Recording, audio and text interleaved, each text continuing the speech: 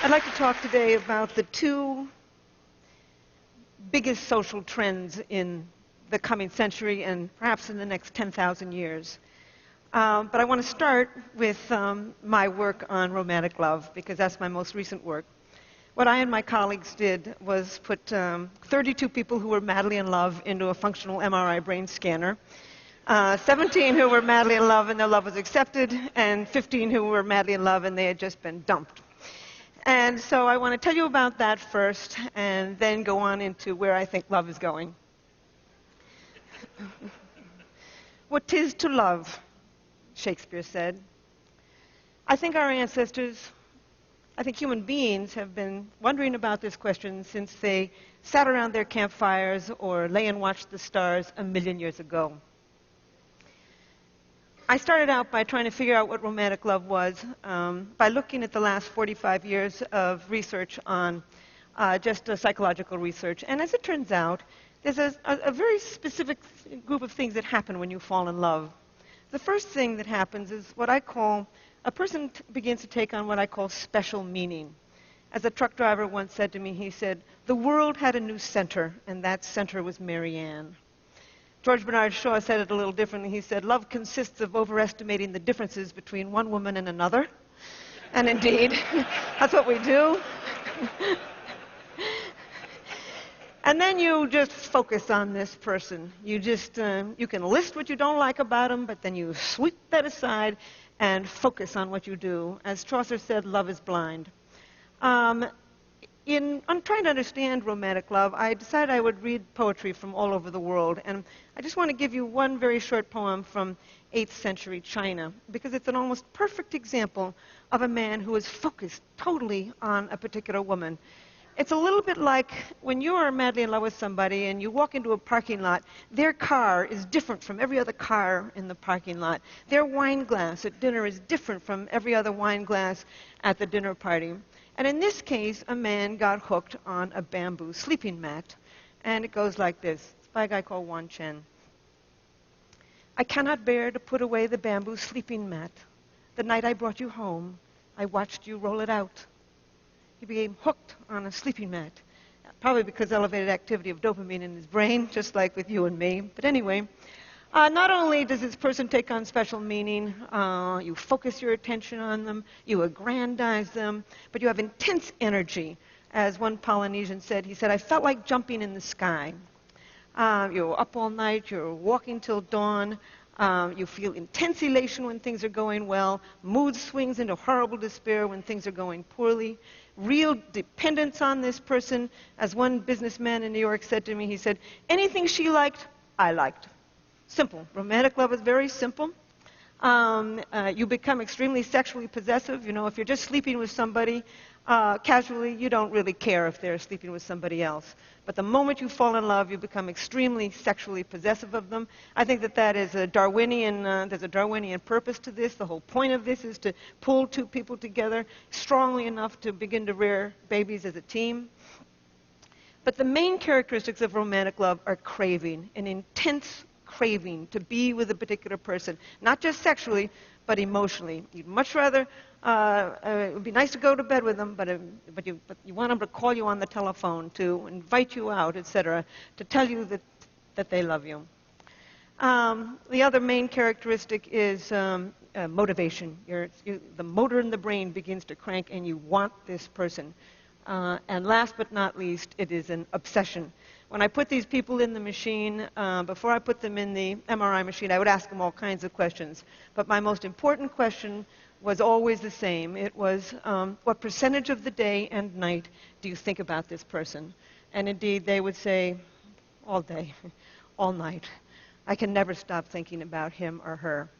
And then the very last question I would ask them, I would always have to work myself up to this question because I'm not a psychologist. I don't work with people in any kind of traumatic situation. And my final question was always the same. I would say, would you die for him or her? And indeed, these people would say yes, as if I had asked them to pass the salt. I was just staggered by it. So we scanned their brains, looking at a photograph of their sweetheart and looking at a neutral photograph with a distraction task in between, so we could look at the same brain when it was in that heightened state and when it was in a resting state. And we found activity in a lot of brain regions. In fact, one of the most important was a brain region that becomes active when you feel the rush of cocaine. And indeed, that's exactly what happens. I began to realize that romantic love is not an emotion. In fact, I had always thought it was a series of emotions from very high to very low. But actually, it's a drive. It comes from the motor of the mind, the wanting part of the mind, the craving part of the mind, the kind of part of the mind when you're reaching for that piece of chocolate, when you want to win that promotion at work, the motor of the brain. It's a drive. And in fact, I think it's more powerful than the sex drive. You know, if you ask somebody to go to bed with you and they say no thank you, you certainly don't kill yourself or slip into a clinical depression. But certainly around the world, people who are rejected in love will kill for it. People live for love, they kill for love, they die for love. They have songs, poems, novels, sculptures, paintings, myths, legends. In over 175 societies, people have left their evidence of this powerful brain system. I have come to think it's one of the most powerful brain systems on Earth for both great joy and great sorrow. And I've also come to think that it's one of three basically different brain systems that evolved from mating and reproduction. One is the sex drive, the craving for sexual gratification. W.H. Auden called it an intolerable neural itch. And indeed, that's what it is. It keeps bothering you a little bit like being hungry. The second of these three brain systems is romantic love, that elation, obsession of early love.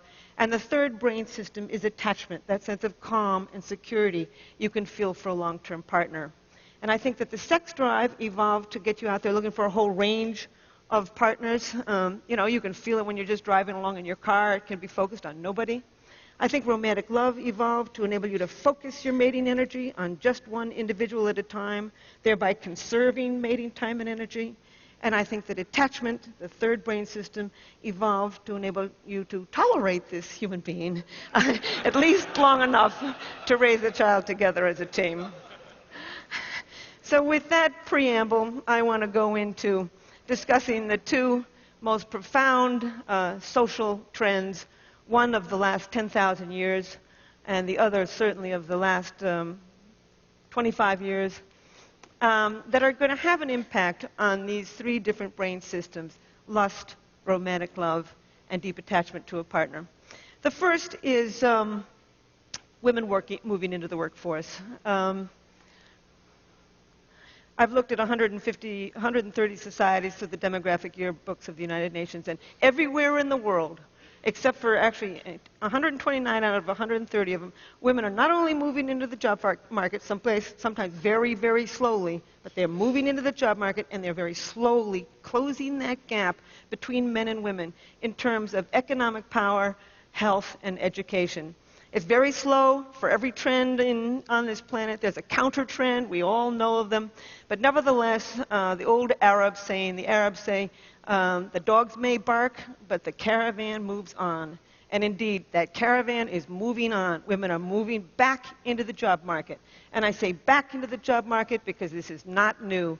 For millions of years on the grasslands of Africa, women commuted to work to gather their vegetables. They came home with 60 to 80% of the evening meal. The double-income family was the standard, and women were regarded as just as economically, socially, and sexually powerful as men.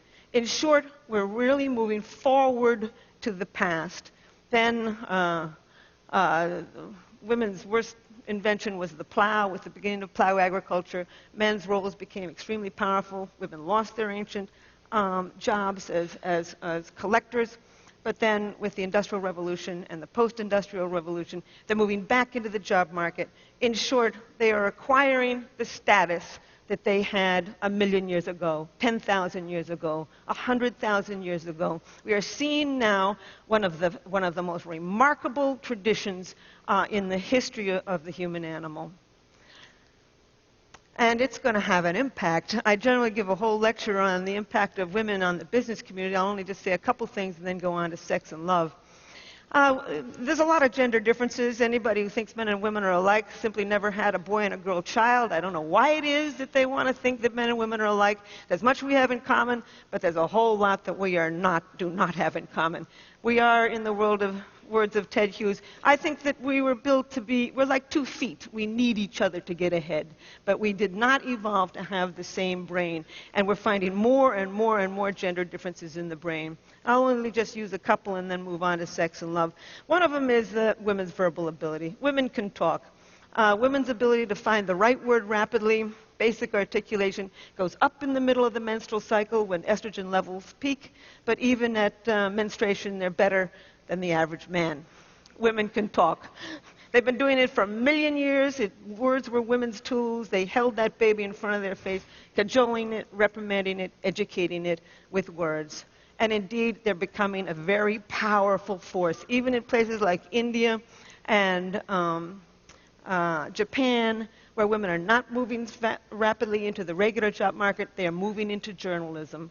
And I think that the television is like the global campfire. We sit around it, and it shapes our minds. Almost always when I'm on TV, the producers who call me, who negotiate what we're going to say, is a woman. In fact, Solzhenitsyn once said, to have a great writer is to have another government. Today, 54% of people who are writers in America are women. It's one of many, many characteristics that women have that they will bring into the job market. They've got incredible people skills, negotiating skills. They're highly imaginative. We now know the brain circuitry of imagination, of long-term planning. They tend to be web thinkers because the female parts of the brain are better connected. They tend to collect more pieces of data when they think, put them into more complex patterns, see more options and outcomes. They tend to be contextual, holistic thinkers, what I call web thinkers. Men tend to, and these are averages, tend to get rid of what they regard as extraneous, focus on what they do, and move in a more step-by-step thinking pattern. They're both perfectly good ways of thinking. We need both of them to get ahead. In fact, there's many more male geniuses in the world, and there's also many more male idiots in the world. When the male brain works well, it works extremely well. What I really think that we're doing is we're moving towards a collaborative society, a society in which the talents of both men are becoming understood and valued and employed. But in fact, women moving to the job market is having a huge impact on sex and romance and family life. Foremost, women are starting to express their sexuality. I'm always astonished when people come to me and say, why is it that men are so adulterous? And I say, well, why do you think more men are adulterous than women? Oh, well, men are more adulterous. And I say, well, who do you think these men are sleeping with? Basic math. Anyway, in the Western world, women start sooner at sex, have more partners, express less remorse for the partners that they do, marry later, have fewer children, leave bad marriages in order to get good ones. We are seeing the rise of female sexual expression. And indeed, once again, we're moving forward to the kind of sexual expression that we probably saw on the grasslands of Africa 1 million years ago, because this is the kind of sexual expression that we see in hunting and gathering societies today. We're also returning to an ancient form of marriage, equality. They're now saying that the 21st century is going to be the century of what they call the symmetrical marriage, or the peer marriage, or the companionate marriage. This is a marriage between equals, moving forward to a pattern that is highly compatible with the ancient human spirit. We're also seeing a rise of romantic love. 91% of American women and 86% of American men would not marry somebody who had every single quality they were looking for in a partner if they were not in love with that person. People around the world, in a study of 37 societies, want to be in love with the person that they marry. Indeed, arranged marriages are on their way off this braid of human life.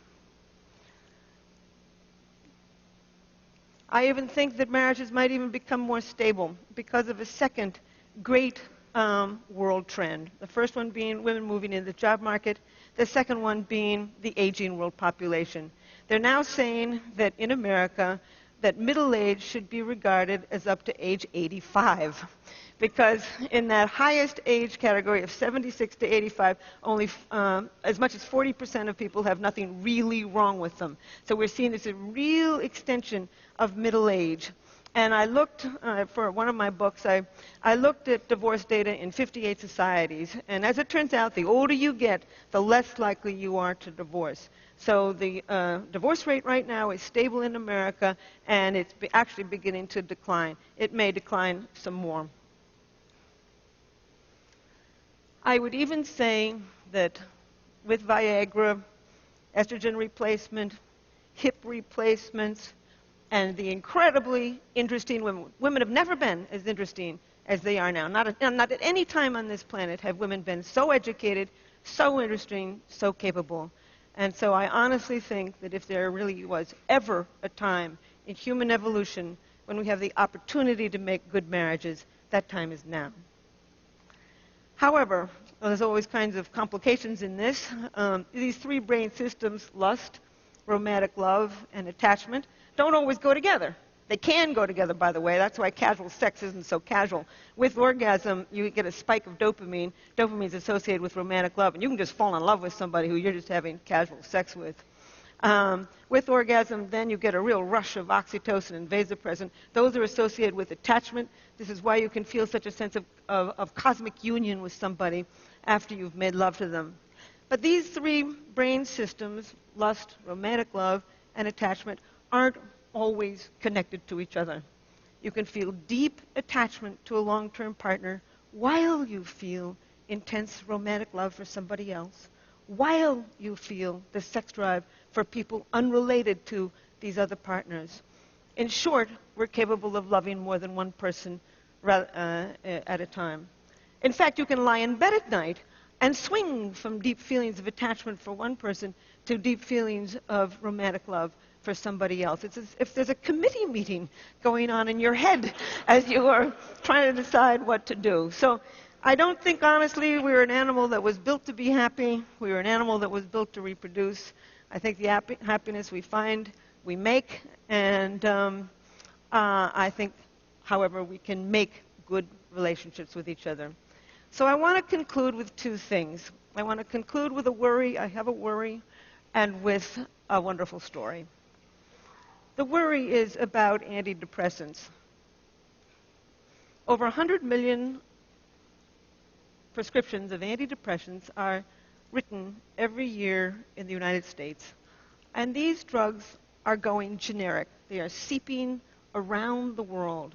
I know one girl who's been on these antidepressants, serotonin-enhancing, SSRI, serotonin-enhancing antidepressants, since she was 13. She's 23. She's been on them ever since she was 13. I got nothing against people who take them short-term when they're going through something perfectly horrible and they want to commit suicide or kill somebody else. I would recommend it. But more and more people in the United States are taking them long-term. And indeed, what these drugs do is raise levels of serotonin. And by raising levels of serotonin, you suppress the dopamine circuit.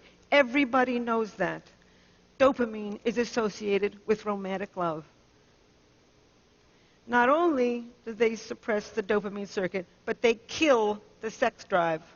And when you kill the sex drive, you kill orgasm. And when you kill orgasm, you kill that flood of drugs associated with attachment. The things are connected in the brain, and when you tamper with one brain system, you're going to tamper with another. I just simply say that a world without love is a deadly place. So now, thank you. I want to end with a story and then just a comment. I've been studying romantic love and sex and attachment for 30 years. And I'm an identical twin. I'm interested in why we're all alike. Why you and I are alike, why the Iraqis and the Japanese and the Australian Aborigines and the people up the Amazon River are all alike. And about a year ago, an internet dating service, Match.com, came to me and asked me if I would design a new dating site for them. I said, I don't know anything about personality. I said, you think you got the right person? They said, yes. It got me thinking about why it is that you fall in love with one person rather than another. That's my current project. It will be my next book. There's all kinds of reasons that you fall in love with one person rather than another. Timing is important. Proximity is important. Mystery is important. You fall in love with somebody who's somewhat mysterious, in part because mystery elevates dopamine in the brain, probably pushes you over that threshold to fall in love. You fall in love with somebody who fits within what I call your love map, an unconscious list of traits that you build in childhood as you grow up. And I also think that you gravitate to certain people actually with somewhat complementary brain systems, and that's what I'm now contributing to this. But I want to tell you a story to illustrate, I've been carrying on here about the biology of love. I want to show you a little bit about the culture of it too, the magic of it. It's a story that was told to me by somebody who had heard it just from probably a true story. It was a graduate student I'm at Rutgers, and my two colleagues, Art Aaron is at SUNY Stony Brook. That's where we put our people in the MRI machine. And this graduate student was madly in love with another graduate student. And she was not in love with him. And they were all at a conference in Beijing. And he knew from our work that if you go and do something very novel with somebody, you can drive up the dopamine in the brain and perhaps trigger this brain system for romantic love. So he decided he'd put science to work, and he invited this girl to go off on a rickshaw ride with him. And sure enough, I've never been in one, but apparently they go all around the buses and the trucks, and it's crazy, and it's noisy, and it's exciting, and he figured this would drive up the dopamine, and she'd fall in love with him. So off they go, and she's squealing and squeezing him and laughing and having a wonderful time. An hour later, they get down off of the rickshaw, and she throws her hands up, and she says, "Wasn't that wonderful? And wasn't that rickshaw driver handsome?"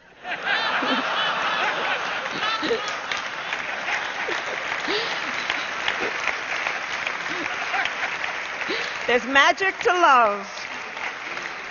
But I will end by saying that millions of years ago, we evolved three basic drives: the sex drive, romantic love, and attachment to a long-term partner. These circuits are deeply embedded in the human brain. They're going to survive as long as our species survives on what Shakespeare called this mortal coil. Thank you. Helen Fisher.